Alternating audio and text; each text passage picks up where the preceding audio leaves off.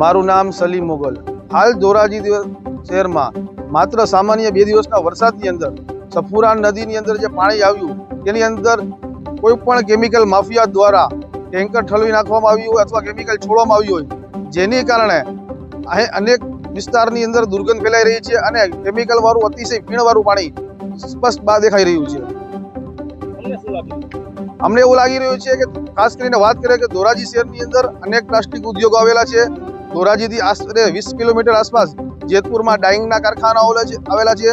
ત્યાં પણ અનેક જગ્યાએ પ્રદૂષણની ફરિયાદો આવતી હોય છે, પરંતુ કેટલાક માફિયાઓ દ્વારા ધોરાજી શહેરની જે નદી, પવિત્ર નદી સફુરા નદી છે, તેને પણ પ્રદૂષિત કરવાનું પાપ કર્યું હોય એવું સ્પષ્ટપણે દેખાઈ રહ્યું છે।